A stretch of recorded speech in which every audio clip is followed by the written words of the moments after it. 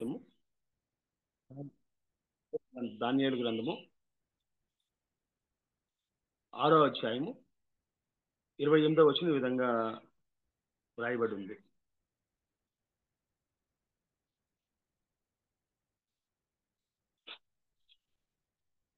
ఈ దానియేలు దర్యావేషు ప్రభుత్వ కాలమందును పారసీకుడు కోరేషు ప్రభుత్వ కాలమందును వర్ధిల్లెను. అదేవిధంగా 1వ అధ్యాయము 21వ వచనం.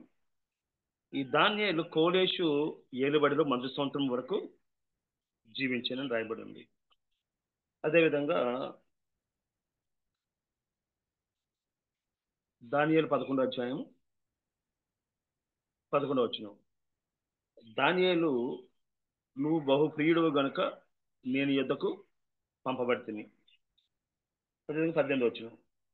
అతడు మరలా నన్ను ముట్టి నన్ను బలపరిచి నువ్వు బహుప్రియుడవు, భయపడకము, నీకు శుభమును గాక, ధైర్యము తెచ్చుకోమని నాతో చెప్పాను. సో చదువుబడిన వాక్య భాగాల్లో మనకి దానియేలు అనే వ్యక్తి మనకు కనబడుతున్నాడు. దానియేలు అనే మాటకి అర్థం ఏంటంటే దేవుడు నా న్యాయాధిపతి, గాడ్ ఈజ్ మై జడ్జ్. దేవుడు నా న్యాయాధిపతి అని అర్థం. ఒకవేళ ఇతని చరిత్ర కానీ మనం ఆలోచన చేసినట్లయితే ఆ చరిత్ర చెప్తున్న వాస్తవాలు ఏంటంటే ఎవరి దానియేలును ఆలోచన చేసినట్లయితే 1వ అధ్యాయం 3వ వచనంలో కానీ మనం చూసినట్లయితే ఇశ్రాయేలు రాజవంశంలో ముఖ్యులై లోపము లేని సౌందర్యము గల సకల విద్యా ప్రావీణ్యతయు జ్ఞానము కలిగి తత్వజ్ఞానము తెలిసిన వారే రాజనగరం నందు నిలువదగిన కొందరు బాలులను రప్పించి కల్దీల విద్యను భాషను వారికి నేర్పము. సో ఈ దానియేలు ఎవరంటే ఇశ్రాయేలు రాజవంశంలో ముఖ్యులై ఉన్నాడు. అంతేకాకుండా అతని యొక్క సౌందర్యం ఇటువంటి లోపం లేదంట. కొంతమంది అందంగా ఉంటారు, ఆ ముక్కో మూతో కన్నో ఏదో ఒకటి కొంచెం అభ్యంతరకరంగా ఉంటుంది. కానీ దానియేలును కానీ మనం చూసి పరిశీలన చేసినట్లయితే ఆ సౌందర్యంలో కనీసం వచ్చిన లోపాన్ని కూడా మనం ఎత్తి చూపించలేని అంత అద్భుతంగా ఉన్నాడట. దాంతోపాటు సకల విద్యా ప్రావీణ్యత, అన్ని విద్యల్లో కూడా ప్రావీణ్యత ఉంది, జ్ఞానం ఉంది, తత్వజ్ఞానము తెలిసిన వారే. తత్వజ్ఞానం అంటే మాటకు అర్థం ఏంటంటే కార్యకారణ సంబంధం. ఉదాహరణ మనం చూసినట్లయితే ఈ మధ్యకాలంలో ఎక్కువ మంది మనకు ఫోన్ చేస్తుంటారు, మీకు కారు వచ్చిందండి, మీరు పలానా 50,000 లక్ష కడితే మీకు ఇమీడియట్గా మీకు ఆ కారుని రిలీజ్ చేస్తాం, లేదా లాటరీలో పలానా తగ్గిందన్నప్పుడు దీనికి కారణం ఆలోచించకుండా కొన్ని సందర్భాల్లో మనం ప్రవర్తిస్తూ ఉంటాం. సో ప్రతిదానికి కూడా ఆ ప్రశ్నించే తత్వాన్ని ఏమంటామంటే ఆ తత్వజ్ఞానం అంటాం, కార్యకారణ సంబంధాన్ని తెలుసుకోగలడం. అంతేకాకుండా రాజ నగరం నందు నిలవదగిన వ్యక్తులు అంటే ఆ హుందాతనం, ఆ హోదా, అదేవిధంగా ఏ విషయాలకి లోబడని స్వభావము, చిన్న చిన్న విషయాలకు లొంగని తత్వాన్ని ఎవరైతే కలిగి ఉన్నారో వారిని ఏం చేస్తామంటే నగరం నందు నిలబడడానికి ఆ హోదా కావాలి, చదువు కావాలి, హుందాతనం అనేది కావాలి. అది సో అటువంటి వాడు మరి ఎలా వచ్చాడు అనే విషయాన్ని కానీ మనం ఒకవేళ ఈ బబులోను దేశానికి ఎలా వచ్చాడనే విషయాన్ని ఆలోచన చేసినట్లయితే దేవుడు ముందుగానే వాగ్దానం చేశాడు.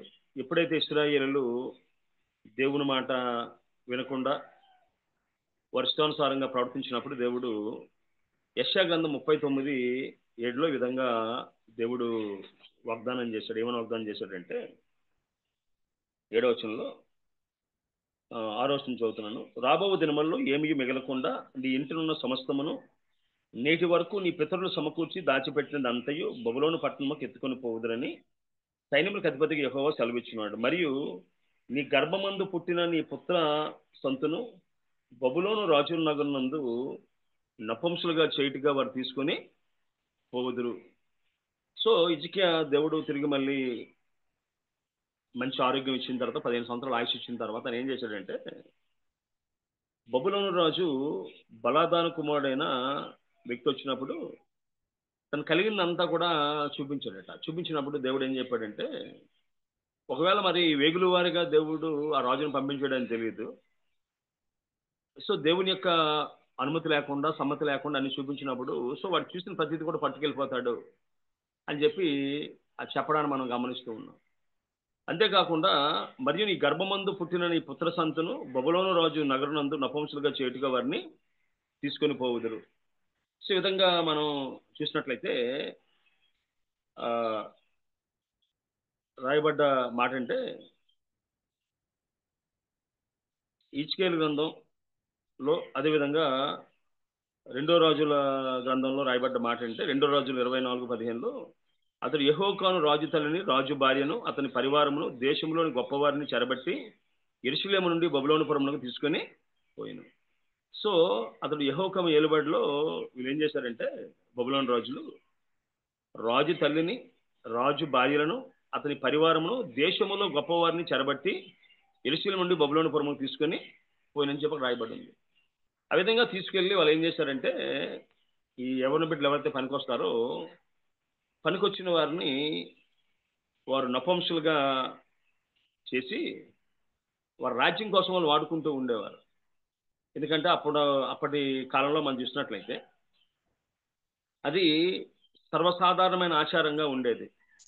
ఎవరైతే శత్రురాజులు వచ్చి వారిని తీసుకొని వెళ్ళి వారిని నపుంసకులుగా తయారు చేసి వారి రాజ్యం కోసం వాడుకుంటూ ఉండేవారు.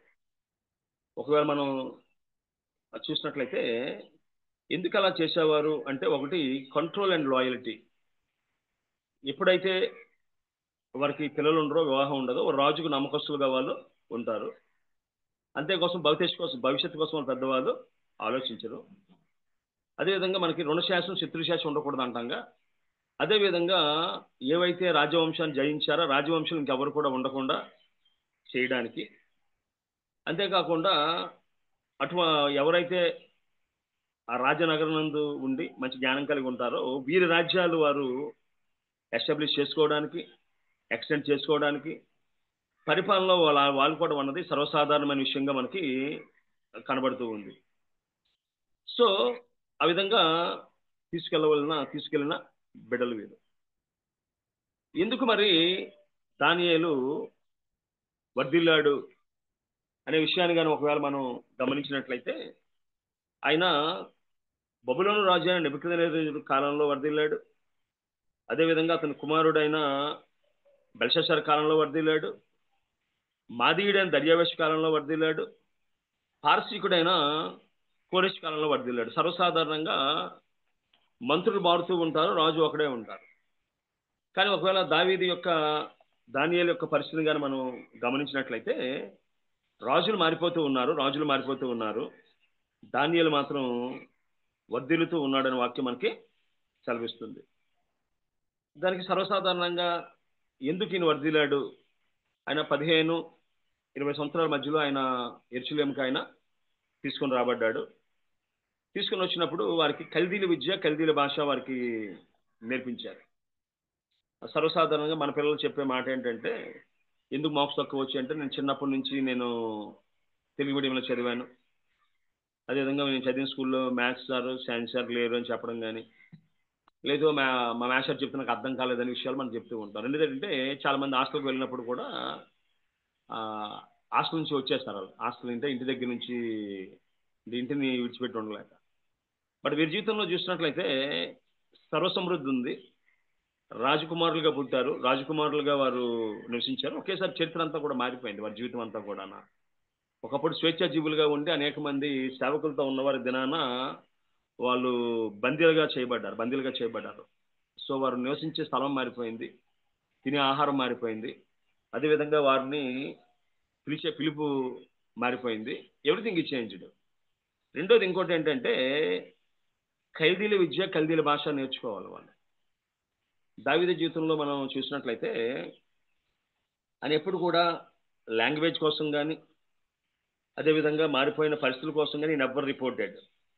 ఈ never spoke against the decisions of the Nebuchadnezzar until which effect his faith.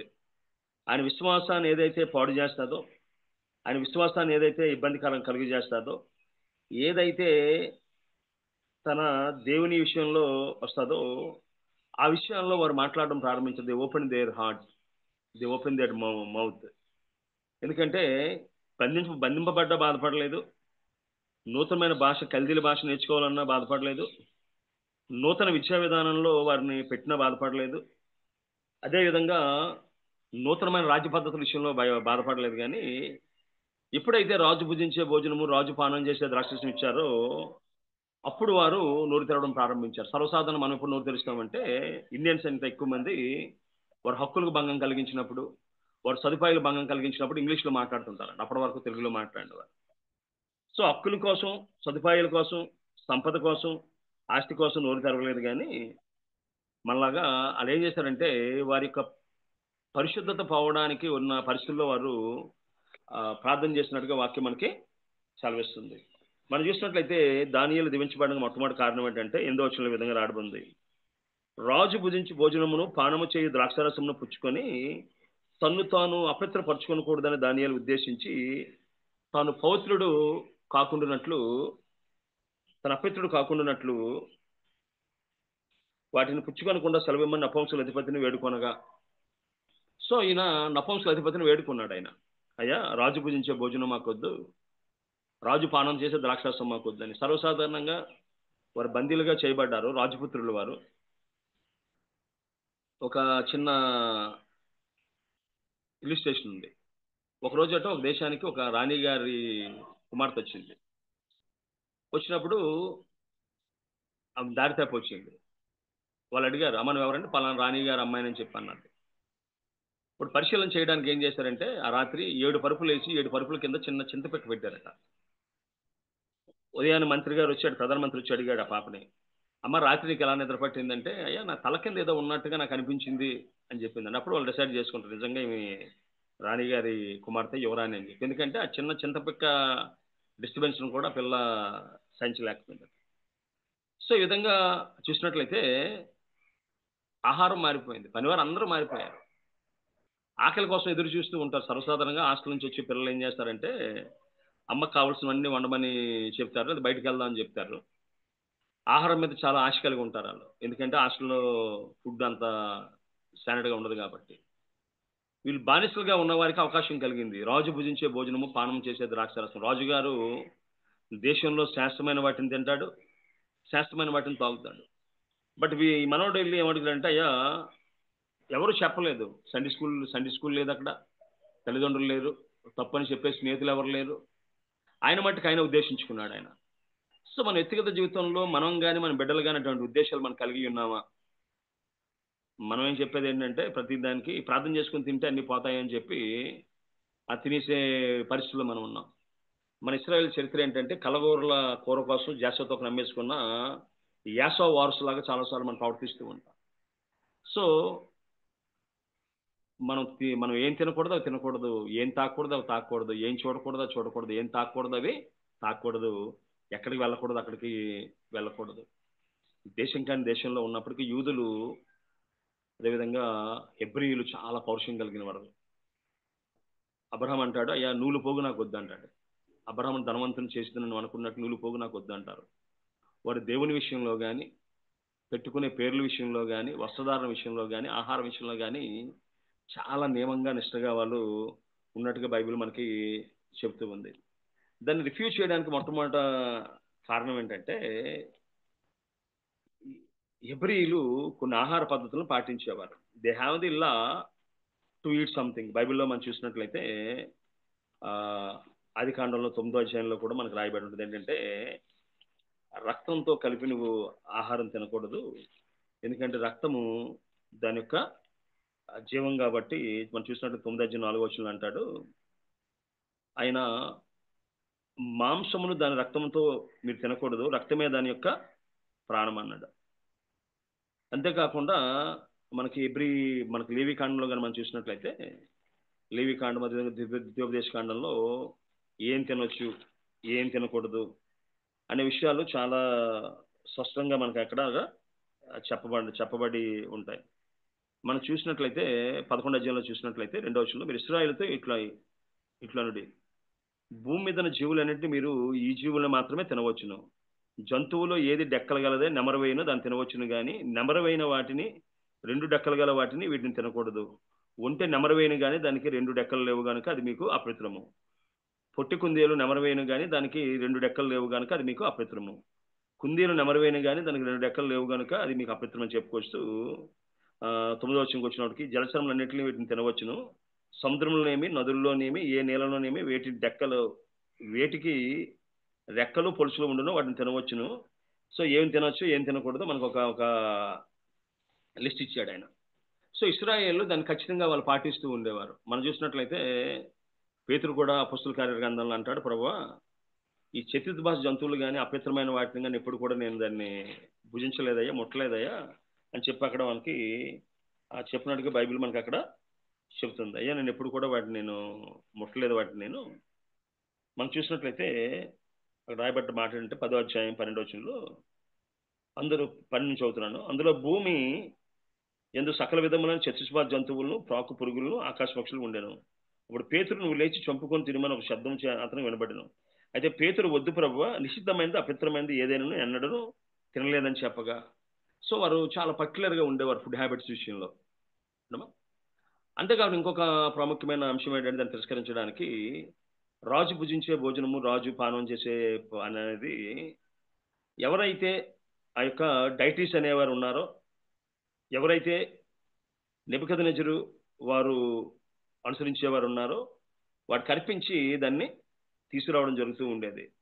కాబట్టి వారి విశ్వాస విషయంలో కానీ, దేవుని యొక్క ఫుడ్ యొక్క శాస్త్రాల విషయంలో కానీ దాన్ని ఏమంటాం అంటే కోషార్ అంటాం.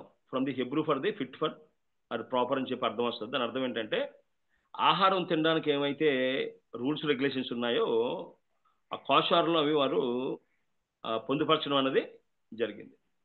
అంతేకాకుండా విగ్రహాలు కనిపించేది నేను తినను అనే విషయాన్ని గ్రహించాడు. అంతేకాకుండా ఈ ద్రాక్షరస సంబంధమైన పానీయాలను తాగాలని నిర్ణయించుకున్నారు వాళ్ళు.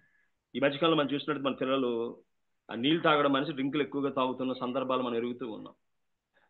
అంతేకాకుండా మన పిల్లలు ఎప్పుడు కూడా మన దగ్గరకు వచ్చి అమ్మ ఈరోజు వెజిటబుల్స్ ఉండని కానీ, లేకపోతే తాగడానికి నాకు మంచినీళ్ళు ఇమ్మని కానీ ఇప్పుడు అన్ని సందర్భాలు చాలా తక్కువ అది. అందుకే మన హెల్త్ పాడైపోతున్నాయి. ఇజ్రాయెల్ అయితే ఆ ఫుడ్ విషయంలో, డైట్ విషయంలో చాలా స్పష్టంగా చాలా దేవుడు కూడా ఎందుకు ఆ విషయాలు చెప్పాడంటే మన ఆరోగ్యాన్ని దృష్టిలో పెట్టుకొని ఆయన చెప్పాడు. ఆయన ఏం తినొచ్చో, ఏం తినకూడదో, ఏది హాని కలుగు చేస్తుందో, ఏది హాని కలుగు చేయదో, సో పవిత్ర జంతువులు, అపవిత్ర జంతువులు దేవుడు మనకి బోధపరిచాడు. కానీ విషయాలు మనం పాటించిన వారుగా రుచికి తప్ప ఆ దేవుని ఆజ్ఞకు మనం విలువ ఇవ్వని పరిస్థితిలో మనం ఉన్నాం. దానియాలు అయితే దేశం కాని దేశంలో కూడా ఈ follow is diet which is very healthy spiritually, physically and mentally. మన యోహాను జీవితాన్ని చూసినట్లయితే యోహాను కూడా మిడతలు అడవతేనే తిన్నట్టుగానే వాక్యం సెలవిస్తుంది. The never bother about the food, the bother about the commands of God. దేవుని యొక్క ఆజ్ఞలను, దేవుని యొక్క దీన్ని వారు తూచా తప్పకుండా వారు పాటించేవారు. So he would not defile himself. తన్ను తాను అపవిత్రపరచకూడదని గొప్ప నిర్ణయానికి వచ్చాడు ఆయన. ఎవరని చెప్పలేదు కానీ, అంటే దేవుని సేవకులు చెప్పలేదు, తల్లిదండ్రులు ఎవరు చెప్పడానికి ఎవరు, స్నేహితులు ఎవరు లేదు, తన మట్టుకి దాన్ని నిర్ణయించుకున్నట్టుగా మనకి వాక్యం మనకి సెలవిస్తుంది. అంతేకాకుండా ఆయన చూసినట్లయితే మనకి బైబిల్లో ఒక మాట మనకి రాయబడి ఉంది. 1వ దశలోనిక 4:5లో పరిశుద్ధత యందును ఘనత యందును తన ఘటమును ఎట్లు కాపాడుకున్న వలనది ఎరిగియునుట దేవుని యొక్క చిత్తం అని చెప్పి వాక్యం మనకి సెలవిస్తుంది. అంతేకాకుండా ఒకవేళ మనం చూసినట్లయితే మత్తయి సువార్త 19:17 ఒక మాట రాయబడుతుంది. ఏంటంటే అందుకు ఆయన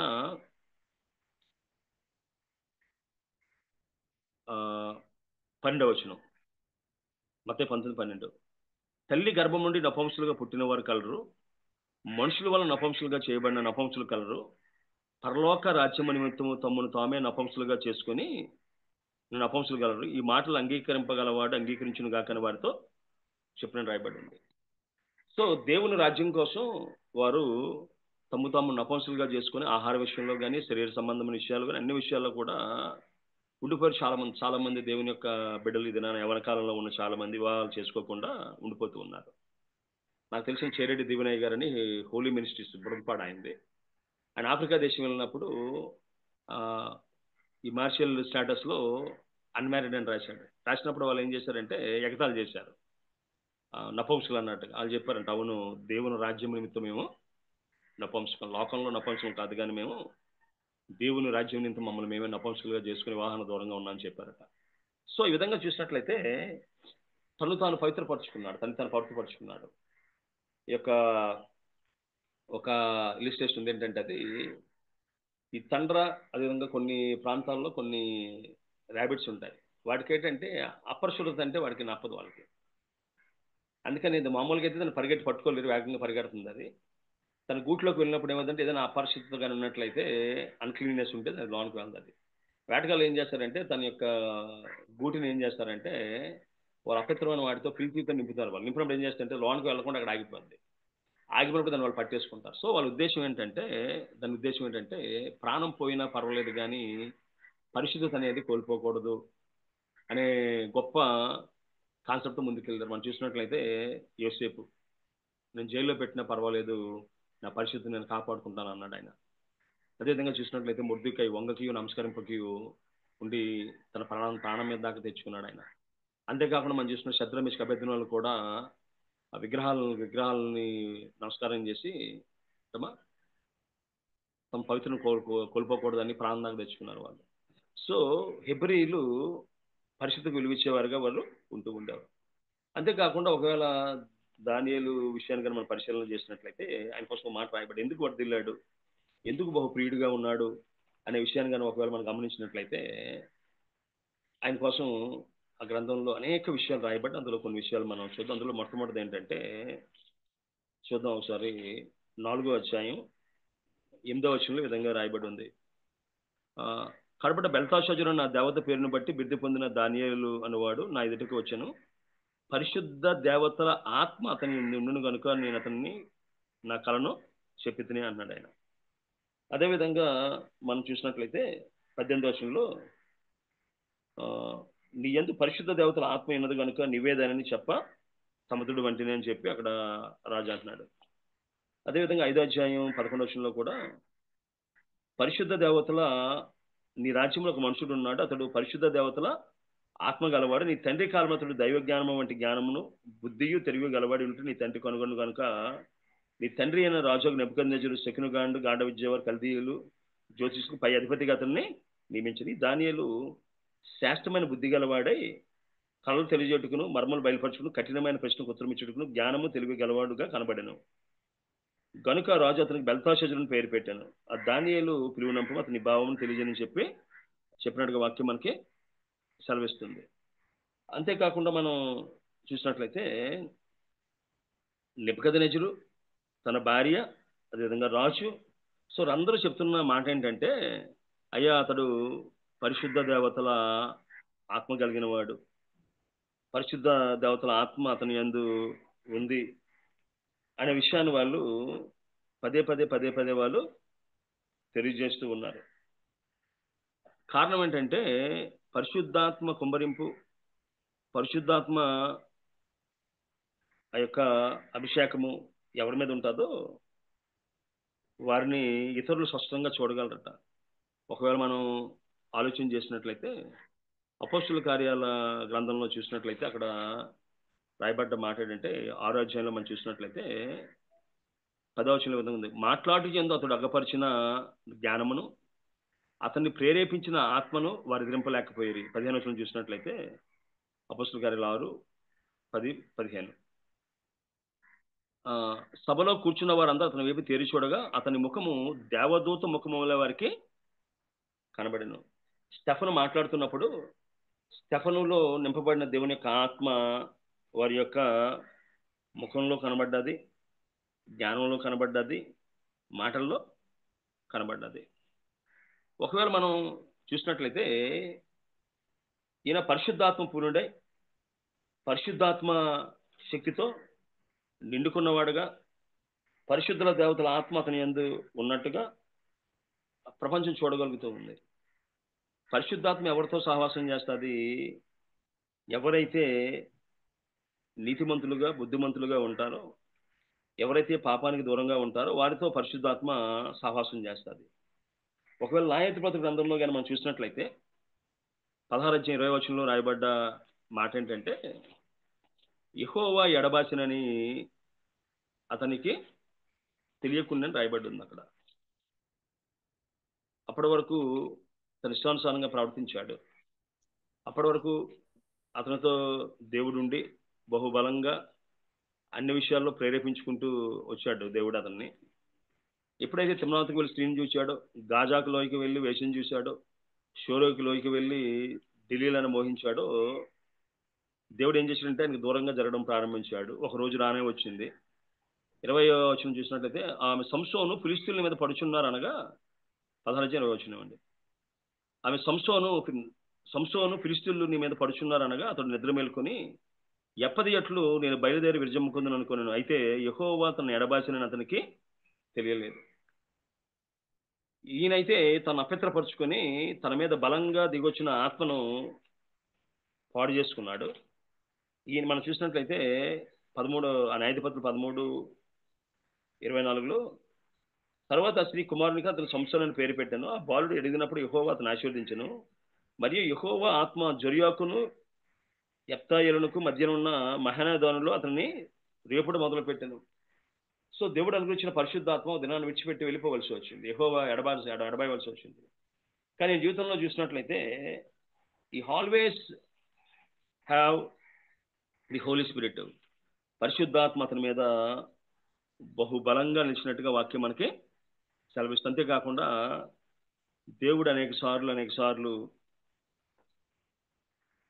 తన దూతను పంపించి, గాబ్రియల్ దూతను పంపించి ఆయన చెప్పిన మాట ఏంటంటే, నీవు బహు ప్రియుడువు, అయ్యా నువ్వు నాకు చాలా ఇష్టమైన వాడువు, నువ్వు నాకు చాలా ప్రియమైన వాడువు అని చెప్పినట్టుగా వాక్యం మనకి సెలవిస్తుంది.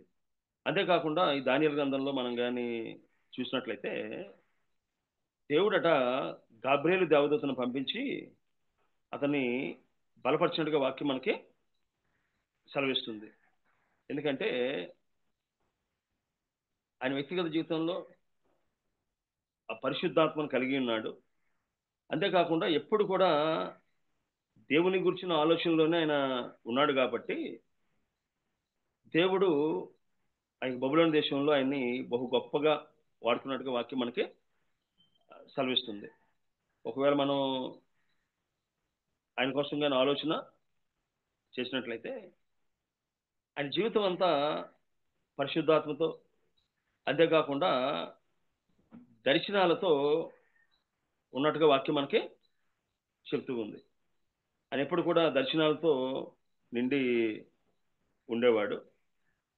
దేవుని యొక్క దర్శనాలను ఆయన కలిగి ఉన్నట్టుగా వాక్యం మనకి సెలవిస్తుంది. సుమారుగా ఒకవేళ దానియేలు గ్రంథంలో చూసినట్లయితే ఆయన 5 దర్శనాలు కలిగి ఉన్నట్టుగా వాక్యం మనకి సెలవిస్తూ ఉంది. సో 5 దర్శనాల్లో దేవుడు అతనితో సూటిగా మాట్లాడు. మనం చూసినట్లయితే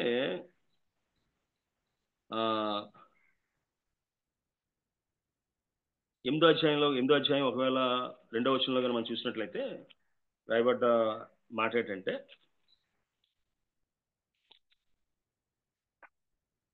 రాజుకు బెల్షాజరు ప్రభుత్వం 3వ సంవత్సరమున దానియేలు నాకు మొదట కలిగిన దర్శనము కాక మరి యొక్క దర్శనము కలిగెను. ఆ దర్శనము చూచినప్పుడు నేను ఏలాములో ప్రదేశ సంబంధము శోషాను కోటలో ఉంటుందని చెప్తున్నాడు ఆయన. అదేవిధంగా మనం చూసినట్లయితే 8:15లో దానియేలు నేను ఈ దర్శనము చూచితిని, దాన్ని తెలుసుకున్న తగిన వివేకం పొందవాలని ఉండగా మనుష్య కుమారుని రూపంగా లేకుండా ఎదుట నిలిచినని చెప్పి అక్కడ వ్రాయబడి ఉంది. అక్కడ అంటున్నాడు, అక్కడ అంతటా ఉలాయు నదీ తీర్మాల మధ్య నిలిచి పలుకుచున్న ఒక మనుషుని స్వరము వింటిని, అది గాబ్రియేలు. ఈ దర్శన భావం అతను తెలియజేయమని చెప్పాను. అప్పుడు అతడు నేను నిలిచిన చోటుకు వచ్చాను. అతడు రాగా నేను మహా భయము నుండి సాష్టాంగపడుతుంది. అతడు నరపుతుడా, ఈ దర్శనం అంత్యకాలమును గురించి తెలుసుకొను మనను. అతడు నాతో మాట్లాడుచుండగా నేను గాఢ నిద్ర పట్టిన వాడినే నేలను సాష్టాంగపడుతున్నాను కనుక అతడు నన్ను పట్టుకొని లేవనెత్తి నిలవబెట్టాను. మరి అతడు ఉగ్రత సమర్థమైన కాలము కలుగుబడిన సంగతులు నీకు తెలియజేస్తున్నాను చెప్పినట్టుగా వాక్యం సెలవిస్తుంది. సో దేవుడట ఏకంగా గాబ్రియేలు దేవదూతను పంపించినట. సో గాబ్రియేలు దేవదూతని ఆర్కేంజిల్ అని చెప్పి అంటాము. దూతల్లో ప్రధాన దూత. దాని బాధ్యత ఏంటంటే you have to bring the God's message. ఈ గాబ్రియల్ దేవదూత యొక్క మెయిన్ టాస్క్ ఏంటంటే he was a divine messenger అంటే delivering God's message to the humans. ఒకవేళ గాబ్రియల్ అనే మాటకు అర్థం ఏంటంటే గాడ్ ఈజ్ మై స్ట్రెంగ్త్ అని అర్థం, డివైన్ స్ట్రెంగ్త్ అని అర్థం అనమాట. మన బైబిల్లో చూసినట్లయితే మరియతో మాట్లాడింది, యేసేపుతో మాట్లాడింది, అదేవిధంగా జకర్యాతో మాట్లాడిన వాక్యం మనకి సెలవిస్తుంది.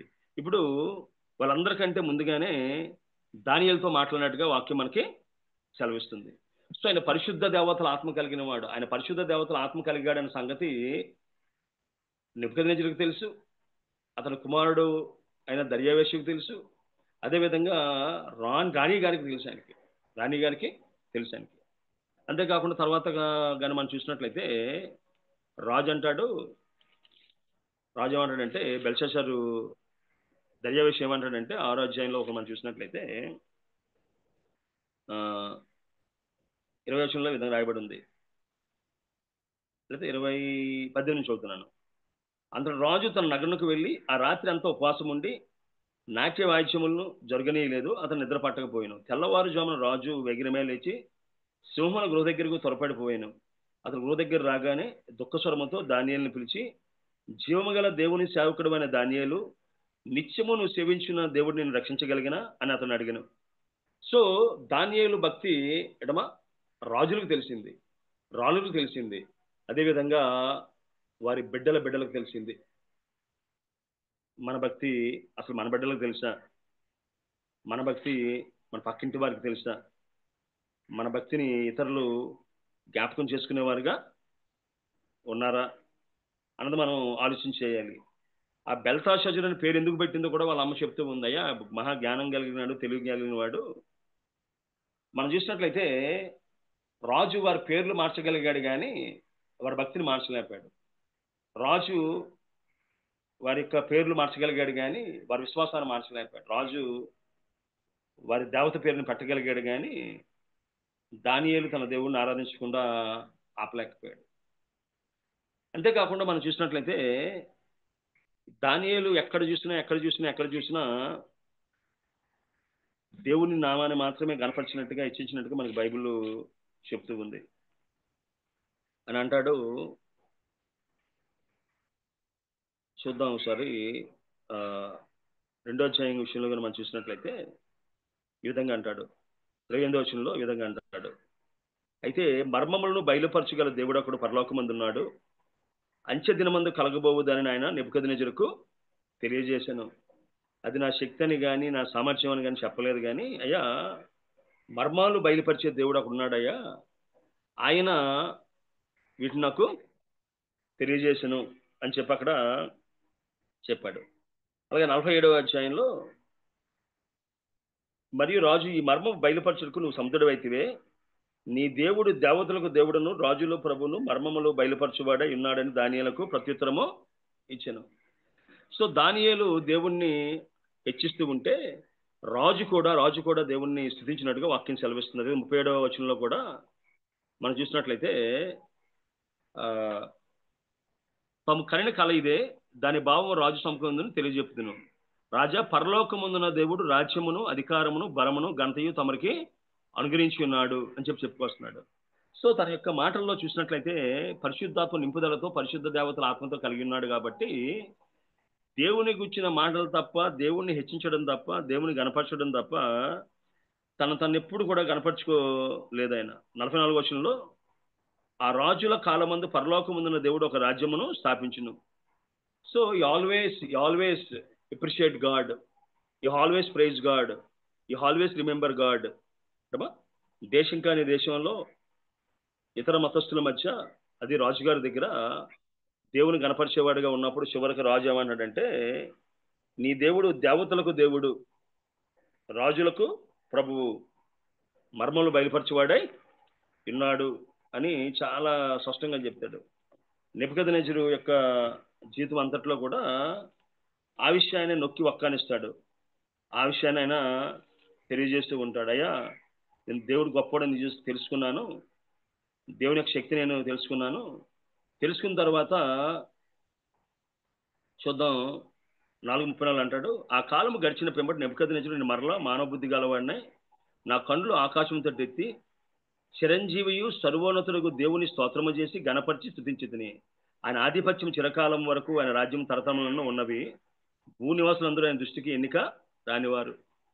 సో దానియేలు నమ్మాడు, అయ్యా దేవుని తన చిత్తానుసారంగా నన్ను పంపించాడు ఇక్కడికి, కాబట్టి నేను నమ్మకస్తుడుగా ఉండాలి, దేవుని రాజ్యాన్ని స్థాపించాలని. బైబిల్లో మనం చూసినట్లయితే యోసేపు కానీ దానియేలు కానీ వారు ప్రధానమంత్రులుగా నియమించిన తర్వాత చాలా సందర్భాల్లో మనం చూస్తాం. పాకిస్తాన్ ప్రెసిడెంట్ ముషరఫ్ ఏం చేశాడంటే తన పూర్వీకులు పంజాబ్లో ఎక్కడో ఉంటే చూడడానికి వచ్చాడు ఆయన. దానియేలు అదేవిధంగా యోసేపులు వారి వ్యక్తిగత జీవితంలో ప్రధానమంత్రులుగా ఉన్నారు. వారు తప్ప స్వదేశానికి వెళ్తామంటే రాజులు ఆపేవారు ఎవరు కూడా లేరు. బట్ ఎప్పుడు కూడా దేవుని చిత్తంతో మమ్మల్ని పంపించారు, మా యొక్క దేవుడు అనుగ్రహించిన తావుల్లోకి, దేవుడు అనుగ్రహించిన ప్రదేశాల్లోకి. కాబట్టి ఎప్పుడు కూడా మేము ఆ విధంగా ప్రవర్తించకూడదని నమ్మి ఏం చేశారంటే దేవుడు అప్పగించిన పని నమ్మకస్తులుగా చేసినట్టుగా వాక్యం మనకి సెలవిస్తుంది. సో బబులోని దేశంలో కానీ అదేవిధంగా అది ఐగుప్తు దేశంలో కానీ వారు దేవుని రాజ్యాలను కట్టగలిగారు, రాజులు వారి దేవుని స్థుతించగలిగారు, వారు అనుసరించగలిగారు. అదేవిధంగా మనం చూసినట్లయితే కొంతమంది మనిషికేమో బీపీకి భయపడి ఉప్పు తినడం మానేస్తాడట, షుగర్కి భయపడి పంచదార తినడం మానేస్తాడట, కానీ దేవునికి భయపడి పాపం చేయకుండా మానలేడంట. మనకు జబ్బులంటే ఉన్న భయం దేవుడంటే లేదు మనకు. బట్ దానియేలు ఆహారం విషయంలో కానీ ఏ విషయంలో సరే, ఏ విషయం తీసుకున్నా సరే దేవునికి భయపడేవాడు. అంతేకాకుండా మనం చూసినట్లయితే ఒకవేళ ఆయన భక్తి జీవితాన్ని కానీ మనం పరిశీలన చేసినట్లయితే మనకి ఫిక్స్డ్ ప్లేస్లో అడమా fixed place, fixed time, fixed style, continue prayer. అంటే ఒక్కరోజు అడమా వేషం కాదు, అది నిర్ణయించబడ్డ స్థలంలో ప్రార్థన చేసేవాడు, నిర్ణయించబడిన సమయానికి ప్రార్థన చేసేవాడు, తను నిర్ణయించుకున్న పద్ధతిలో ప్రార్థన చేసేవాడు. It is a continuous process. మనం చూసినట్లయితే ఆరోగ్యం 10 వర్షాల విధంగా రాయబడి ఉంది. ఇట్టి శాస్త్రము సంతకము చేయబడిన దానియేలు తెలుసుకుని అతను తన ఇంటికి వెళ్ళి యథాప్రకారముగా అనుదినము ముమ్మారు మోకాలుని తన ఇంటి పైగది కిటికీలు యెరూషలేము తట్టునకు తెరవబడి ఉండగా తన దేవునికి ప్రార్థన చేయించు ఆయన్ను స్తుతించు వచ్చినని చెప్పి అక్కడ మనకి రాయబడి.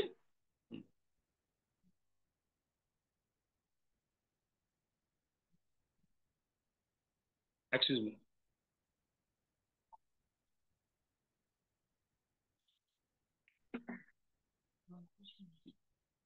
సో ఆ విధంగా మనం చూసినట్లయితే యథాప్రకారము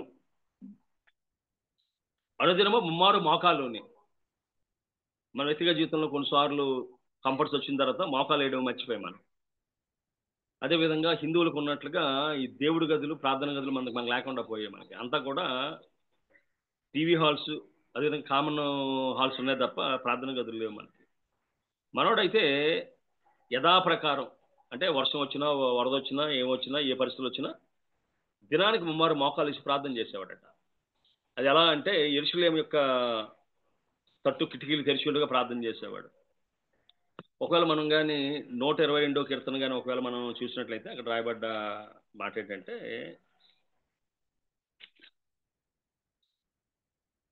122:2లో యెరూషలేమా మా పాదముల్ని గుమ్మంలో నిలుచున్నవి, యెరూషలేము బాగా కట్టబడిన పట్టణం వల్ల నువ్వు కట్టబడి ఉన్నావు అని చెప్పుకొస్తూ యెరూషలేము యొక్క 6వ వచనంలో యెరూషలేము యొక్క క్షేమం కొరకు ప్రార్థన చేయండి, యెరూషలేమును ప్రేమించేవారు వర్ధిల్లుదురు, నీ ప్రాకారంలో నెమ్మది కలుగును గాక, నగరంలో క్షేమముండును గాక, నా సహోదరుల నిమిత్తమును నా సహవాసుల నిమిత్తమును నీకు క్షేమం కలుగును గాక నేను అందును, మన దేవుడైన యెహోవా మందిరం నిమిత్తము నీకు మేలు చేయ ప్రయత్నించిందని అంటాడు. ఒకవేళ నెహెమియా చూసినా, దానియేలు చూసినా, వారు ఏ ప్రాంతంలో ఉన్నా వారి దేవుని యొక్క మందిరాన్ని అయితే వారు మర్చిపోలేదు మనం. అంతేకాకుండా మనం చూసినట్లయితే ఈ కోరేషుని దేవుడు ఏర్పాటు చేసుకున్నప్పుడు కోరేషు దానియేలు ద్వారా ప్రోత్సహించబడినప్పుడు ఆయనే తిరిగి యెరూషలేముకు కట్టడానికి పంపించినట్టుగా వాక్యం మనకి సెలవిస్తుంది. ఒకవేళ కోరేష్ కోసం రాయబడ్డ మాట ఏంటి యెషయా 44:28లో కోరేషుతో నా మంద కాపరి నా చిత్తమంతి నెరవేర్చేవాడా అని చెప్పువాడు నేనే. యెరూషలేముతో నువ్వు కట్టబడదు దేవాలయంకు పునాది వేయబడదు అని నేను చెప్పుచున్నానని చెప్పి అక్కడ చెప్తున్నాడు దేవుడు. అలాగే యెషయా 45:1లో కూడా అతని పక్షంలో జనములను జయించుకుని అతన్ని కుడి చేతిని పట్టుకుని ఉన్నాను. నేను రాజుల నడికట్లు విప్పెదను, ద్వారముల అతని ఎదుట వేయబడకుండా తలుపులు తీసేదను అని యెహోవా తాను కోరేషు గురించి చెప్తున్నాడు. అంతేకాకుండా నిన్ను ఒక ఉంగరంగా చేస్తానని చెప్పి దేవుడు తయారు చేసాడమ్మా. దానియేలు 6:8 చూసినట్లయితే ఆ దానియేలు దర్యావేషు ప్రవక్త కాలమందును పారసుడు కోరేషు ప్రవక్త కాలమందును వర్ధిల్లను. ఈ విధంగా కోరేషు దేవుని యొక్క మందిరాన్ని కట్టడానికి ప్రోత్సహించిన వాడిలో దానియేలు ప్రముఖమైన వ్యక్తి. సో దానియేలు యొక్క ప్రేరేపణ చేత దేవుని యొక్క చిత్తంలో కోరేషు దేవుని యొక్క మందిరాన్ని కట్టడానికి మనుషులను పంపించినట్టుగా వాక్యం మనకు సెలవిస్తుంది. ఈ విధంగా చూసినట్లయితే యెరూషలేమును ప్రేమించాడు. యెరూషలేము నిన్ను ప్రేమించేవారు వర్ధిల్లుదురు. సో దావీదు వర్ధిల్లడానికి కారణం ఏంటంటే ఒకటి తను అపవిత్రపరచుకోకూడదు అనుకున్నాడు. అంతేకాకుండా మనం చూసినట్లయితే పరిశుద్ధ దేవతల ఆత్మని కలిగి ఉన్నాడు. అంతేకాకుండా గొప్ప ప్రార్థనాపరుడుగా ఉన్నాడు. ఎడమా ఒక సమయాన్ని ఏర్పాటు చేసుకొని, ఓ స్థలాన్ని ఏర్పాటు చేసుకొని, ఓ పద్ధతిని ఏర్పాటు చేసుకొని యెరూషలేము తట్టు కిటికీలు ఉండగా వాటిని జ్ఞాపకం చేసుకుంటూ యెరూషలేము క్షేమం కొరకు ప్రార్థన చేసేవాడు. యెరూషలేము నెమ్మది కోసం ప్రార్థన చేసేవాడు. ఇశ్రాయేలు రక్షణ కొరకు ప్రార్థన చేసేవాడు. ఆ విధంగా ప్రార్థనాపరులుగా మనం ఉండగలుగుతూ ఉన్నామా? ఒకవేళ మనం చూసినట్లయితే అట్టి శాసనం ఏటా శాసనం అంటే అది మరణ శాసనం. ఇటువంటి శాసనం అంటే అది ఎవరైనా కానీ దేవుని సందులో ప్రార్థన చేస్తే వారు సింహాల బోనంలో ఆకలితో ఉన్న సింహాల బోనంలో వారిని పడేస్తారు. మనం చాలాసార్లు పాటలు ఏముంటుందంటే సింహాల బోనం ఉంటుంది. యాక్చువల్గా అదేంటంటే సింహాల గృహ ఇది. ఎడమా ఒకవేళ దానికోసం మనం కానీ ఆలోచన చేసినట్లయితే సుమారుగా 122 మంది అధిపతులు ఉన్నారు. అందులో మళ్ళీ ఒక ఇద్దరిని ప్రధానులుగా అతడు నియమించాడు. సో నియమించిన వారందరూ కూడా దానియేలుని ఆ విధంగా హెచ్చించడం వారికి ఇష్టం లేక దానియేలుని ఏ విధంగా ఆ పదవి నుంచి తప్పించాలని ఆలోచన చేశారు. వాళ్ళు ఆలోచన చేసి అక్కడ రాయబడ్డ మాట అంటే 6:3 ఆ దానియేలు అతి శాస్త్రమైన బుద్ధి గలవాడై ప్రధానంలోను అధిపతుల్లోను ప్రఖ్యాత ఇంద్రమై ఉండును కనుక రాజ్యమంతటి మీద అతను నియమించుకోవాలని రాజు ఉద్దేశించను. అందుకు ప్రధానులు అధిపతులను రాజ్యపాలన విషయంలో దానియేలు మీద ఏదైనా ఒక నింద అయినను మోపాలని నుండి తగిన హేతు కనిపెడుచుండరు కానీ దానియేలు నమ్మకస్తుడే, ఈ నేరమైనను ఈ తప్పైనను చేయవాడు కాడు గనక దానియేలులో తప్పైన లోపాన్ని కనుగొనలేకపోయారు. అందుకు మనుషులు అతని దేవుని పద్ధతి విషయమందే గాని మరి ఏ విషయమందును అతని లోపం కనుగొనలేమని అనుకునేది. సో దావీదు బహు నమ్మకస్తుడుగా ఉన్నాడు. సో 120 మంది ప్లస్ ఇద్దరు అధికారులు వారి కుమారులు భార్యలు కలిపి సుమారుగా ఒక 500 మంది ఆయన మీద కుట్ర పన్ని శాసనం చేయించారు. దావీదు తప్పు చేశాడు లేదా దావీదు నేరాన్ని పారపలాడని చెప్పడానికి ఏం చేశారు? చట్టాన్ని మార్చవలసి వచ్చింది. వాళ్ళు చట్టాన్ని మారిస్తే గానీ దానియేలు మీద వారు నేరం మోపలేక పోయారు. వాళ్ళు లా చేంజ్డ్ అంటే లా ఓన్లీ కెన్ చేంజ్. దానియేలును ఒకవేళ కానీ తప్పుగా వాళ్ళు కానీ ఒకవేళ నిరూపించాలంటే చట్టాన్ని మార్చవలసి వచ్చింది వాళ్ళు. సో అక్కడ చూసినట్లయితే రాయబడ్డ మాట ఏంటంటే 6వ అధ్యాయంలో ఈ విధంగా రాయబడి ఉంది. 24వ వచనంలో 23వ వచనం చదువుతున్నాను. రాజేంద్రను గూర్చి అతి సంతోషపడితే దానియేలు గృహం నుండి పైకి తీయడని ఆజ్ఞగా బంటులతో దానియేలు బయటకు తీసిరి. అతడు తన దేవుని యందు భయభక్తులు గలవాడి ఉన్నందున అతనికి ఏ హాని కలగలేదు. రాజ ఆజ్ఞగా దానియేలు మీద నింద మోపిన మనుషులు వారు తోడుకొని వచ్చి సింహపు గృహంలో పడవేసిరి. వారిని వారి కుమారులను తన భార్యలను పడవేసిరి. వారి గృహ అడుగునకు రాకమనిపై సింహం పాలైరి. సింహంలో వారి ఎముకలను సైతము పగుల గురికి పొడి చేశాను. అంటే సుమారుగా 500 మందిగా ఉన్న అధిపతులు అంటే 120 మంది అధిపతులు ప్లస్ ఇంకొక ఇద్దరు అధిపతులు వారి భార్యలు పిల్లలు వీళ్ళందరూ అసలు గృహ అడుగు భాగానికి వెళ్ళక ముందే సింహాలటమా ఎగిరి వారిని పట్టుకొని వారిని సింహాల పాలయ్యారు, ఎముకలు కూడా సైతము పొడుగా పగులుగురుకుని రాయబడి ఉందిరా. అంటే సుమారుగా 500 సింహాలు దానియేలు గృహలో ఉన్నప్పుడు మౌనంగా ఉండిపోయాట. ఒక ఆయన అంటాడు, ప్రార్థనా పరులు గాని ఒకవేళ ప్రార్థన చేస్తే రాజు ఉపవాసం ఉన్నాడట. విడమా అదేవిధంగా 500కు పైగా సింహాలు ఉపవాసం ఉన్నాయట. బైబిల్లో మనం చూసినట్లయితే దావీదు సింహాన్ని చంపాడు. అదేవిధంగా సంసోను సింహాన్ని చంపాడు. దానియేలుకి సింహాన్ని చంపాల్సిన అవసరం రాలే. వాడు బలవంతం చంపారు, భయపడి చంపారు మనకు తెలియదు కానీ, ఈయనైతే అసలు ఆ సింహాన్ని పట్టించుకునే పరిస్థితిలో కూడా లేడు ఆయన. కేవలం అనుకున్నాడేమో ఒకవేళ హాయిగా ప్రార్థన చేసుకోవచ్చు దేవునికి, నా ఉద్యోగ రీత్యా నాకు యొక్క ఉన్న ఉద్యోగ పనుల్లో నేను దేవునితో ఎక్కువ సమయం గడపలేకపోతున్నాను. సో ఈ సమయమే నాకు దేవునితో గడపడానికి నాకు అవకాశం ఉన్న సమయం అనుకున్నాడేమో తెలియదు కానీ, ప్రార్థనలో గడిపినట్టుగా మనకు. ఒకవేళ మనం చూసినట్లయితే ఇప్పుడు ప్రస్తుతానికి మనకి నార్త్ ఇండియాలో ఇటువంటి పరిస్థితులే ఉన్నాయి. ప్రార్థన చేస్తే ఎలా చేస్తాం, పాటలు పాడితే ఎలా చేస్తాం, వాక్యం చేస్తే ఎలా చేస్తాం అని చెప్పి రకరకాల ప్రతికూలమైన పరిస్థితులు మనకి ఈ దినాన భారతదేశంలో మనకు కనబడుతూ ఉన్నాయి. కానీ ఇటువంటి పరిస్థితులు ఆల్రెడీ దానియేలు బబులోను దేశంలో చూడగలిగాడు. అయినప్పటికీ ఈ never compromise in God related issues. అది ఆహారం కావచ్చు, అది ప్రార్థన కావచ్చు. అదేవిధంగా ఆయన స్నేహితులను శత్రువేసి అభ్యర్థంగా కూడా ఆ విగ్రహానికి 60 మూరల ఎత్తు 6 అడుగుల వెడల్పున్న విగ్రహానికి నమస్కారం పెట్టడానికి దురానే మైదానంలో వారు ఒప్పుకోలేదు వాళ్ళు. సో మన వ్యక్తిగత జీవితాల్లో మన బిడ్డలను ఆ విధంగా పెంచగలిగే బిడ్డలుగా మనం ఉండగలుగుతున్నామా? పెంచగలిగే బిడ్డలు ఉండగలుగుతున్నాం. రెండో విషయం చూసినట్లయితే చాలా మంది క్రైస్తవులు ఆదివారం దినాన మందిరంలో చాలా భక్తిగా ఉంటారు. కానీ ఉద్యోగానికి వచ్చినప్పటికీ చూసినట్లయితే కొంతమంది ఆలస్యంగా వెళ్ళడం, అదేవిధంగా ముందుగా వచ్చేయడం ఇడమా. అదేవిధంగా కొంతమంది అయితే ఆ ఉద్యోగం చేయవలసిన సమయంలో వాక్యం చదువుకోవడం, అదేవిధంగా ప్రార్థన చేసుకోవడం సందర్భాలు కూడా ఉన్నాయి. బట్ ఏంటంటే క్రైస్తవ బిడ్డలు ఎక్కడున్నా నమ్మకస్తులుగా ఉండాలట. నాతో పాటు పనిచేసిన ఒక తమ్ముడు చెప్తూ ఉండేవాడు, అన్న అన్నిటికన్నా పెద్ద దొంగతనం ఏంటంటే టైం. ఎందుకంటే మన నిర్ణయింపబడ్డ జీతం అనేది ఇన్ని రోజులకు, రోజుకింత, గంటకింత, ఇన్ని నిమిషాలకింత అని చెప్పి నిర్ణయించబడుతుంది. ఉదాహరణ చూసినట్లయితే ఒక పీరియడ్ ఉంది, ఒక పీరియడ్కి కొంత డబ్బులు కానీ ఇచ్చినట్లయితే దాన్ని డివైడ్ చేస్తే ఒక నిమిషానికి ఎంత అని పడుతుంది. అది ఒకవేళ మనం చేయవలసిన పని కానీ ఒకవేళ మనం చేయకుండా ఉన్నట్లయితే ఆ ధనాన్ని మనం దొంగిలించినట్టే లెక్క. అందుకే చాలా మంది ఏమంటారంటే ఉద్యోగంలో అమ్ముడైపోతున్న క్రైస్తవ్యం అంటారు. అదేవిధంగా కొంతమంది ఉద్యోగంలో అధికారంలో ఉన్నవారు దేవుని వలె తోటి సేవకులను ప్రేమించిన పరిస్థితిలో ఉన్నవారిని మనం ఎరుగుదాము. అదేవిధంగా దేవుని నమ్ముకుని కూడా కొంతమంది లంచాలు తీసుకునే పరిస్థితులు కొన్ని మనం ఎరుగుదాం. క్రైస్తవం అనేది ఏంటంటే జీవన విధానం. ఉద్యోగంలో ఉన్న, వ్యాపారంలో ఉన్న, జీవనోపాధి కోసం ఏ పని చేస్తున్నా ఆ పనిలో నమ్మకస్తులుగా ఉండాలి. అదేవిధంగా కేవలం ఉద్యోగస్తులు కాదు, కొంతమంది కూలికి వెళ్ళిన వారు కూడా రోజు కూలి ఎంత అంటే ఒకలా పని చేస్తారు. లేదు ఒప్పందం లాగిస్తే ఒకవేళ ఏమైనా వ్యవసాయ సంబంధమైన పనులు, లేదంటే చెట్లు కొట్టాలన్నా, లేకపోతే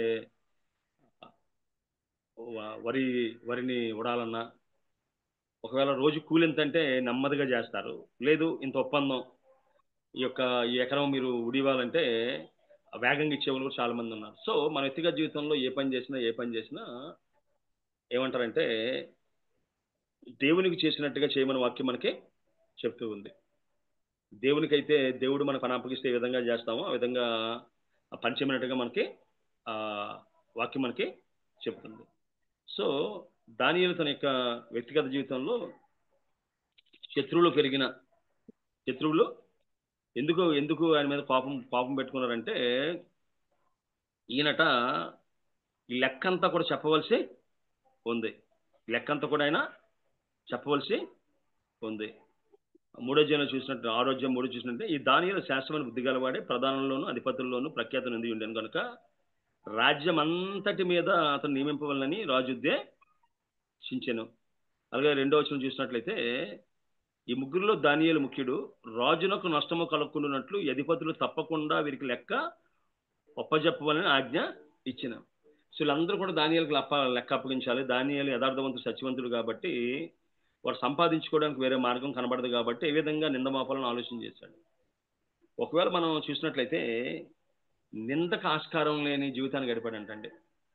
కొంతమంది మనం డబ్బుల విషయంలో నింద మోపొచ్చు, కొంతమంది అమ్మాయిల విషయంలో నింద మోపొచ్చు, కొంతమంది ఆస్తి విషయంలో నింద మోపొచ్చు, కొంతమంది లూజ్ టాంగ్ విషయంలో మనం వారి మీద నింద మోపొచ్చు. దానియేలు అంటమ్మా అసలు నింద మోపడానికి కూడా ఏమైనా అవకాశం లేకుండా జీవించాడట. మరి ఎంత భక్తిగా జీవించాడో, ఎంత భక్తిగా జీవించాడో, ఎంత విలువైన వ్యక్తిగా జీవించాడో, ఎంత విలువలతో జీవించాడో. విలువలు లేని లోకంలో విలువలతో జీవించాడు, విలువల కోసం జీవించాడు, విలువతో జీవించాడమ్మా. అంటే నింద కానీ నేరం కానీ, అంటే నింద అంటే ఒకవేళ ఒక వ్యక్తి మీద నింద మోపాలి. మనం నింద మోపాలంటే ఆయన బలహీనత ఏదో కనిపెట్టి ఆయన బలహీనత ఏదైతే బలహీనత మీద ఎక్కువ నింద మోపుతూ ఉంటారు.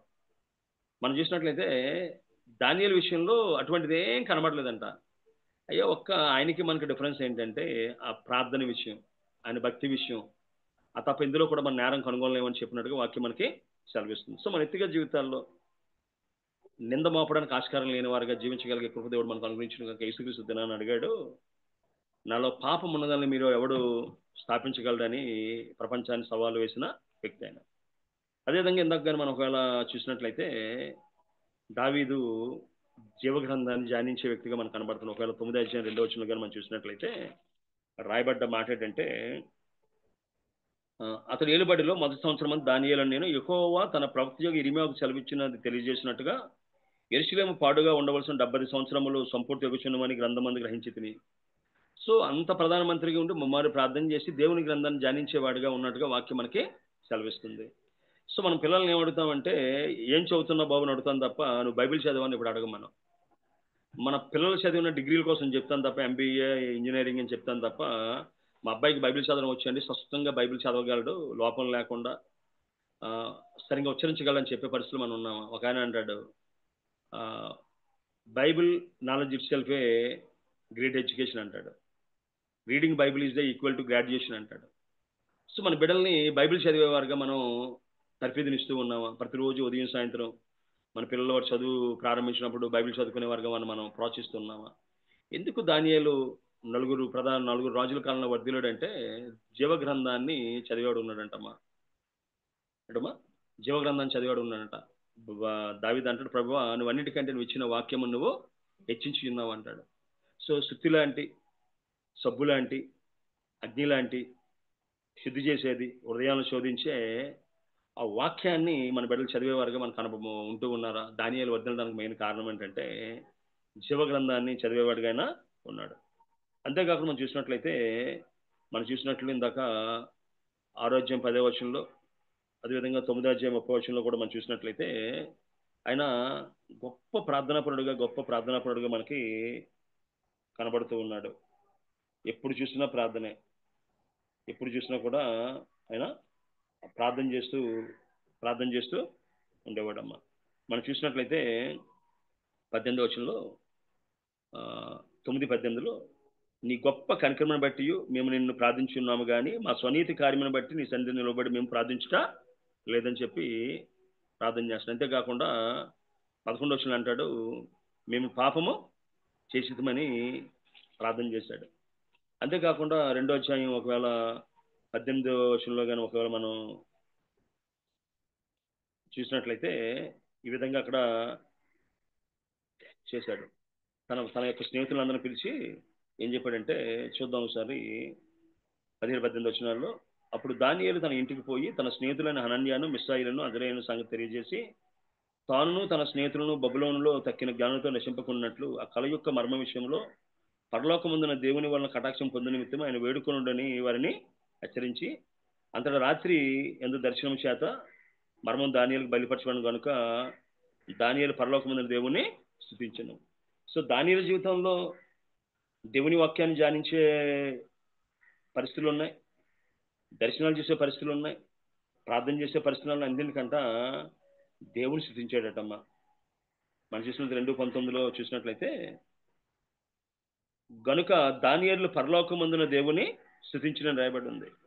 అదేవిధంగా మనం చూసినట్లయితే ఈ యొక్క ఆరో అధ్యాయం 10వ వచనంలో కూడా రాయబడ్డ మాట ఏంటంటే ఆయన ఏమా దేవుణ్ణి ప్రార్థన చేయొచ్చు, ఆయన స్తుతించుచూ వచ్చును. సో మన వ్యక్తిగత జీవితంలో మనం కానీ మన బిడ్డలు కానీ ప్రార్థించేవారుగా ఉన్నామా? దేవుని వాక్యాన్ని ధ్యానించేవారుగా ఉన్నామా? అదేవిధంగా దేవుని స్తుతించి గణపరిచేవారుగా ఉన్నామా? అంతేకాకుండా ఆయన ప్రోత్సహిస్తూ ఉన్నాడు. మరి దానియేలు విశ్వాస జీవితాన్ని మనం చూసినట్లయితే రాజు కలకన్నాడు. రాజు కలకన్నా రాజు కలభావాన్ని మర్చిపోయాడు. మర్చిపోతే దానియేలు నమ్మింది ఏంటంటే, అయ్యా దేవుడు కలకన్న వ్యక్తి మర్చిపోయినా కళను తెలియజేయగలడు. ఆ కలభావాన్ని తెలియజేయగలడు నమ్మి ప్రార్థన చేశాడు. అప్పటి వరకు చరిత్రలో జరగలేదు ఎప్పుడును. ఒకవేళ మనం అంటే ఇప్పుడు దానియేలు చరిత్ర చదివాం కాబట్టి చరిత్రలో జరిగిందని చెప్పొచ్చు మనం. కానీ అప్పటి వరకు చరిత్రలో ఎన్నడూ జరగంది అది. అనేక సంవత్సరాల నుంచి గాఢ విద్య గల వారిని, అదేవిధంగా సోది చెప్పేవారిని ఈయన పోషిస్తూ ఉన్నాడు. వాళ్ళు ఏం చెప్పారంటే ఆ, దానియేలు గ్రంథం 2వ అధ్యాయం 11వ వచనంలో రాజు విచారించిన సంగతి బహు అసాధారణమైనది. దేవతలు గాక మరెవరుని ఈ సంగతి తెలియజెప్పజాలరు. దేవతల నివాసం శరీరుల మధ్య ఉండదు కదా అని చెప్పి వారు చెప్పారు. కానీ దేవుడు సమర్థుడైన దానియేలు నమ్మి ఆ కళను చెప్పడమే కాకుండా కళ భావాన్ని కూడా చెప్పినట్టుగా వాక్యం మనకి సెలవిస్తుందమ్మా. అంతేకాకుండా మనం చూసినట్లయితే దానియేలు దేశం కాని దేశంలో ఉన్నాడు. అదేవిధంగా భాష మారిపోయింది, లాంగ్వేజ్ మారిపోయింది, కోర్స్ మారిపోయింది. మారిపోయినప్పటికీ ఇక్కడ రాయబడ్డ మాట అంటే దానియేలు గ్రంథంలో 19వ వచనం 20వ చదువు 1వ అధ్యాయం. రాజు వారితో మాట్లాడగా వారందరిలో దానియేలు, హనన్య, మిస్సాయేలు, అజరయ్య వంటి వారు ఎవరు కనబడలేదు కనుక వారే రాజు సముఖమున నిలిచిరి. రాజు వీరి యొద్ద విచారణ చేయగా జ్ఞాన వివేకముల సంబంధం ప్రతి విషయంలో వీరు తమ రాజ్యమంతటి ఉండే శకుని గాటి కంటేను గాఢ విద్య గలవారు అందరికంటేను 10 శ్రేష్ఠులుగా తెలపబడ్డారు. ఇది సుమారుగా చూసినట్లయితే ఇది ఐఏఎస్ ఎగ్జామ్. ఇది అంటే రాజ్య పరిపాలన విషయంలో వీళ్ళకైతే మనకి ఐఏఎస్ ఐపీఎస్లు మనకు ఉన్నారో అటువంటి ఎగ్జామ్ ఇది కల్దీల దేశంలో జరుగుతున్న ఎగ్జామ్ ఇది. అందులో ఎవరైతే కల్దీల దేశంలో పుట్టారో అదే భాషలో మాట్లాడతారో వారికన్నా వీరు చూసి 10 శ్రేష్ఠులుగా ఉన్నారటమ్మ. నేను చెప్పడానికి ప్రయత్నం చేస్తున్న మాట ఏంటంటే మన బిడ్డల్ని ఒకవేళ ప్రార్థనాపూర్వకంగా తయారు చేయగలిగితే, మన బిడ్డల్ని దేవునికి ప్రార్థన చేసేవారిగా తయారు చేయగలిగితే, జీవగ్రంథాన్ని చదివేవారిగా తయారు చేయగలిగితే, యెరూషలేమును ప్రేమించేవారిగా తయారు చేయగలిగితే, దేవుని స్థుతించేవారిగా చేయగలిగితే, దర్శనాలు చూసేవారికి చేయగలిగితే తమ చదువుకున్న వారందరికంటే 10 శ్రేష్ఠులుగా ఉంటారటమ్మ. అంతేకాకుండా మనం చూసినట్లయితే ఇంకో రాయబడ్డ మాట ఏంటంటే 1 అధ్యాయం 13-15 వచనంలో 10 దినములైన పిమ్మట వారి ముఖములు రాజు భోజనం భుజించి బాలురందరి ముఖముల కంటే సౌందర్యముగాను కలగాను కనబడగా రాజు వారికి నియమించిన భోజనమును పానముకుని ద్రాక్షారసమును ఆ నియామకుడు తీసివేసి వారికి శాఖ ధాన్యాదులు ఇచ్చాను. ఆ నలుగురు బాలుల సంగతి ఏమనగా అని చెప్పుకొస్తున్నాడు ఆయన. సో లేదా ఆహార విషయంలో కూడా ఏంటంటే మన పిల్లలకు మనం ఎక్కువగా భక్తి ప్రార్థనా జీవితం కాకుండా ఒకప్పుడు మనకి ఆహారం సరిగ్గా లేదు, మన తాతలు అదేవిధంగా చాలా పేదరికంలో వచ్చాం కాబట్టి పిల్లలకి ఏదో లోటు రాకూడదు అని ఆలోచన చేసి ఆహారం వారికి పెట్టవలసిన దానికన్నా ఎక్కువగా మనం పెట్టేవారుగా చాలాసార్లు మనం ఉంటూ ఉన్నాం. ఆహారం పెట్టడం మంచిదే, అతి సర్వితే వర్జితే అంటాడు. అంటే ఏది అతిగా చేసినా సరే అది ఆరోగ్యానికి అది హానికరంగా అది ఉంటుంది. బైబిల్లో ఉన్న మాట అంటే 10 మంది పరిగెత్తేవాడు అన్ని విషయంలో మితంగా ఉండవలను. సో ఆహారం విషయంలో మితంగా ఉండాలి, మాటల విషయంలో మితంగా ఉండాలి, అదేవిధంగా ఆటల విషయంలో మితంగా ఉండాలి, మొబైల్ విషయంలో మితంగా ఉండాలి. పరలోక రాజ్యం చేరాలని ఆశ అనుకుంటే, రాజ్యాన్ని కట్టాలని ఆశ అనుకుంటే, మన బిడ్డలు 10 శ్రేష్ఠులుగా ఉండాలని ఆశ ఉంటే, మన పిల్లల ముఖాలు కలగా సౌందర్యంగా ఉండాలని ఆశ అనుకున్నట్లయితే we have to control their food habits. ఎందుకంటే మనకి బైబిల్లో చూసినట్లయితే హెబ్రీలు దే ఫాలో ది ఫుడ్ డైట్ని ఫాలో అయ్యారు వాళ్ళు. దేవుడు ఏదైతే చెప్పాడో దాన్ని ఫాలో అయ్యారు వాళ్ళు. ఏం తినొచ్చు ఏం తినకూడదు, ఏం తినొచ్చు ఏమి తినకూడదు అని దాన్ని వాళ్ళు సూటిగా ఫాలో అయ్యారు. అందుకే వారి ముఖాలు కలగా ఉన్నాయి, సౌందర్యంగా ఉన్నాయి. ఎందుకంటే తినకుండా ఉంటాయి, చూడకుండా ఉంటాయి, వినకుండా ఉంటాయి. అమ్మా ఆ యొక్క భయభక్తులు మన బిడ్డలను పెంచగలరు. ఎందుకంటే దేవుడు నా న్యాయాధిపతి, దేవుడు న్యాయం తీర్చాడు. బానిసలుగా ఉన్న బిడ్డల్ని ప్రధానమంత్రిగా చేశాడు. 4 రాజుల పరిపాలన కాలంలో అతడు ఏలుబడి చేశాడు. అంతేకాకుండా మనం చూసినట్లయితే నెబుకద్నెజరుకి ఎడమ యెరూషలేములో ఉన్న ఉపకరణాలు తీసుకెళ్లి తన దేవత గ్రూప్లో పెట్టుకున్నాడు. అటువంటి వాడు దేవుణ్ణి స్తుతించి దేవుని కనపరిచేవాడిగా దానియేలు అతను మార్చగలిగాడు. అంతేకాకుండా రాజు దానియేలు కోసం ఉపవాసం ఉన్నాడటమ్మ. రాజు కోసం ఉపవాసం ఉండడం సహజం. అది ఒక భక్తిపరుడైన దానియేలు కోసం రాజు ఉపవాసం ఉన్నాడంట. సింహాలు ఉపవాసం ఉన్నాయంటమ్మా. సో మన వ్యక్తిగత జీవితాల్లో మన రాజీ పడేవారిగా ఉన్నామా దేవుని విషయంలో, లేతే దేవుని కోసం బలంగా నిలబడేవారిగా ఉన్నామా? మన జీవితం ఒక ప్రసంగం కావాలి, మన బ్రతికే ఒక బాధ కావాలి, మన సాక్ష్యమే గొప్ప వాక్యం కావాలి. 100 ప్రసంగాల కన్నా ఒక సత్యవంతమైన నిజమైన సాక్ష్యం గొప్ప దీవెనకరంగా ఉంటుందంటమ్మా. దానియేలు తన వ్యక్తిగత జీవితంలో ఆ సాక్షి ఆయన కలిగి ఉన్నాడు. ఆయన భక్తి జీవితం నెబుకద్నెజరుకు తెలుసు, ఆయన భక్తి జీవితం రాణికి తెలుసు, ఆయన భక్తి జీవితం వారి యొక్క పిల్లలకు తెలుసమ్మా. సో కళ కన్న వారు మర్చిపోయినా పరిశుద్ధతలో ఎవరైతే కలిగి ఉంటారో దేవుడు ఆ కళని కలభావాన్ని తెలియజేసని చెప్పడానికి దావీదు ఒక చక్కని ఉదాహరణమ్మ. బలమైన విశ్వాసం అగ్ని కూడా ఆర్పేయగలదు అని చెప్పి శద్రకు మేషకు అబేద్నెగోలు తెలియజేశారమ్మా. ఈ దానియేలు గ్రంథం యొక్క మెయిన్ థీమ్ ఏంటంటే ది సావరెనిటీ ఆఫ్ గాడ్, అంటే దేవుని యొక్క సార్వభౌమాధికారము. దేవుడు ఏదైనా చేయగలడు, దేవుడు ఏదైనా సరే ఆయన చేయగలడు అనే సత్యాన్ని అనేది మనం తెలియజేస్తుందమ్మా. అంతేకాకుండా మనం చూసినట్లయితే మన భక్తి పరులుగా ఉన్నప్పుడు దేవుడు ఉన్నతమైన స్థితిలో, అది శత్రురాజ్యం కావచ్చు, శత్రు రాజు పరిపాలన కావచ్చు, ఏదైనా కావచ్చు, ఏది కూడా మనల్ని ఏమీ చేయలేదు అని చెప్పడానికి. అంతేకాకుండా తన బిడ్డలు బలహీనంగా ఉన్నప్పుడు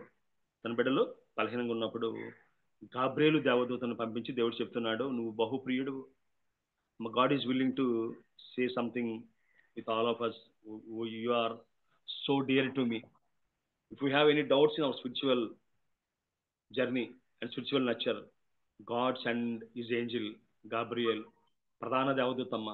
ఆ ప్రధాన దేవదూతను పంపించి ధైర్యపరిచి బలపరిచి, అయ్యా నువ్వు బహుప్రియుడు అని చెప్పాడరా. అంతేకాకుండా ఆయన కోరేషు పరిపాలన వరకు వర్ధిల్లాడటమ్మా, అభివృద్ధి చెందాడట్రా. ఒకవేళ మన వ్యక్తిగత జీవితంలో దానియేలు వలె మనల్ని పవిత్రపరచుకునే వారిగా ఉందాం. ఆహారాన్ని బట్టి కానీ, పానీయాలను బట్టి కానీ, చూసే బట్టి కానీ, చేసే వాటిని బట్టి కానీ, ఉద్యోగంలో మనం చేసే పనులు బట్టి కానీ మన అపిత్రులు కాకుండా పరిశుద్ధంగా ఉండాలని ఆశ కలిగి ఉన్నప్పుడు, జీవగ్రంథాన్ని ధ్యానించేవారుగా ఉన్నప్పుడు, నిత్యం దేవుణ్ణి ఒక ఫిక్స్డ్ టైంలో, ఫిక్స్డ్ ప్లేస్లో, ఫిక్స్డ్ శైలిలో నిరంతరం ప్రార్థన చేయగలిగినప్పుడు ఏ సాతాను మనల్ని ఆపలేదమ్మా, ఏ సాతాను మనల్ని అడ్డగించలేదురా. యెరూషలేము అంటే దేవుని మందిరాన్ని ప్రేమించే బిడ్డలుగా ఉండాలి. యెరూషలేము తట్టు కిటికీలు తెరిచి ప్రార్థన చేసేటట్టమ్మా. శత్రువులు సైతము దానియేలు ప్రార్థన వినగలిగే బైబిల్ ఉంటుంది. తన దేవునికి ప్రార్థన చేయుటూ స్తుతించుటూ వారు చూచి, మన యొక్క స్నేహితులు కానీ, బంధువులు కానీ, చుట్టాలు కానీ మన ప్రార్థన చేయడం స్తుతించడం చూడగలుగుతూ ఉన్నారా? లేదా మన టీవీలు చూడడం, మొబైల్ చూడడం చూడగలుగుతున్నారా? లేదు కుటుంబంలో మనం తగులు పడడం చూడగలుగుతున్నారా? We should be a role model. అంతేకాకుండా శద్రకు మేషకు అబేద్నెగో వారు సాధారణమైన వ్యక్తులే. దానియేలు సాహచర్యాన్ని బట్టి గొప్ప ప్రార్థనా పరులుగా అగ్ని ఆరిపోయేవారుగా తయారయ్యారమ్మా. మన బిడ్డలు ఎవరితో స్నేహం చేస్తున్నారు? మన బిడ్డలు వారి స్నేహితుల్లో భక్తిని పురుగొల్పేవారుగా ఉన్నారా? మన బిడ్డలు వారి యొక్క స్నేహితుల్లో ప్రార్థన నేర్పించేవారుగా ఉన్నారా? ఆలోచన చేసుకుందాం. నా మాటలు ముగిస్తూ ఉన్నాను. ప్రార్థన చేసుకుందారా? స్థిరమైన నిర్ణయం, ఉన్నత దర్శనం, బబులోను దేశంలో దానియేలు దేవుని కోసం బ్రతికాడటమ్మా. బబులోను దేశంలో సువార్త అందడానికి దానియేలు కారణంగా ఉన్నాడమ్మా. నిర్ణయం, ఉన్నత దర్శనం, క్రమమైన ప్రార్థన. ఆనాడు బబులోను దేశంలో ఏ విధంగా దానియేలు బ్రతికాడో భారతదేశంలో మనము మన బిడ్డలు బ్రతుకుదాం గాక, దేవుని కోసం నిలబడదుము గాక, ప్రార్థన చేయవారు ఉందుము గాక, గొప్ప కార్యాలు చేయదుము గాక, మన చూపుల్లో, తలంపుల్లో, ఆలోచనలో, ఆహారంలో పాపం లేని వారుగా ఉందుము గాక. మన స్నేహితులు మనతో పాటు ప్రార్థన చేయించే వారికి ఉందుము గాక. ఈ భారత దేవదూతల ఆత్మ కలిగిన వారికి ఉందుము గాక. గాబ్రియలు దేవదూత సంభాషణ చేసే వారికి ఉందుము గాక. రాజులు మన కోసం ఉపవాసం చేసే భక్తి పరులు ఉందుము గాక. సింహాల నోటు ముయించే వారికి ఉందుము గాక. నన్ను జీవింపచే పరిశుద్ధుడు తండ్రి, నీ బంగారు పదవులు పొందడం ప్రభా, నీ ప్రేమను బట్టి కృపను బట్టి వందనాలు తండ్రి. ఆనాడు బబులోని దేశంలో ప్రభా నీ కొరకు దేవతను ప్రభా బహుబలంగా నిలబడగలిగాడు దానియేలు ప్రభా. అయ్యా ఆహార విషయంలో కానీ, ఉద్యోగం విషయంలో కానీ, భక్తి విషయంలో కానీ అయ్యా ప్రభా నీకోసం బలంగా నిలబడిన కారణాన నెబుకద్నెజరు, అతని భార్య, అదేవిధంగా దేవతను ప్రభా బెల్షాషరు, దర్యావేషు, కోరేషు వారందరూ ప్రభా దానియేలు భక్తిని ఎరగగలిగారు. అయ్యా దానియేలు యొక్క దేవతను ప్రోత్సాహాన్ని బట్టి కోరేషు ప్రభా యెరూషలేము మందిరం తిరిగి కట్టడానికి ప్రభా మనుషులు ప్రభా పురుగులుకున్నట్టుగా వాక్యం మన సెలవిస్తుంది ప్రభా. సహాయం తెచ్చాను తండ్రి.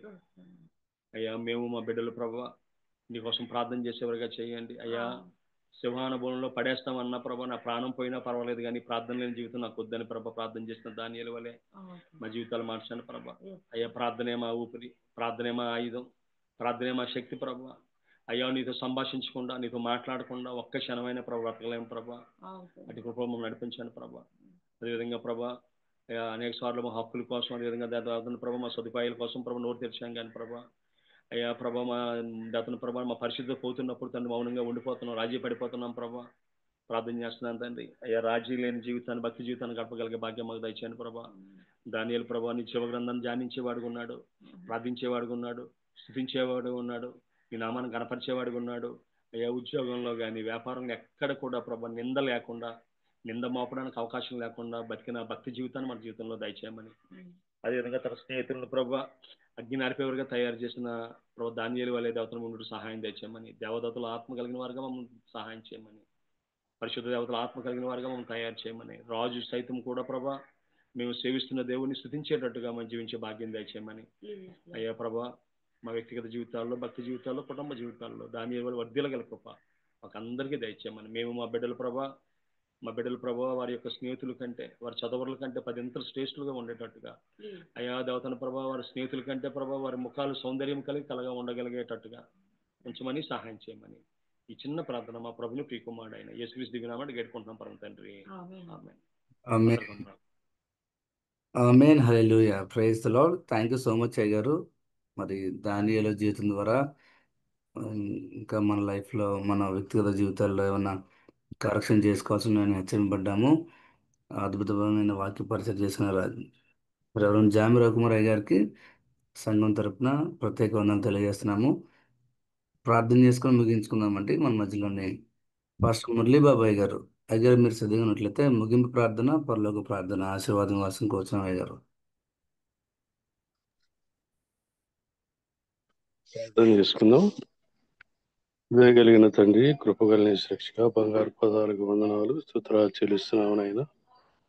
ఈ ఉదయకాల వేళలో మీ దేని దాసులు నిలబెట్టుకున్నారు. దానియేలు గ్రంథంలోని కొన్ని శ్రేష్టమైన విషయాలు మాకు బోధించిన రీతిని బట్టి మీకే వందనాలు స్తుతులు చెల్లిస్తున్నాం. అయినా మీ దాసులనండి యవనస్తుల మధ్య పరిచయం చేస్తున్నారు. యవన బిడ్డలకు ఎలాంటి వాక్యం అందించాలో మీ బిడ్డను ఆయుధపరచండి, సిద్ధపరచండి.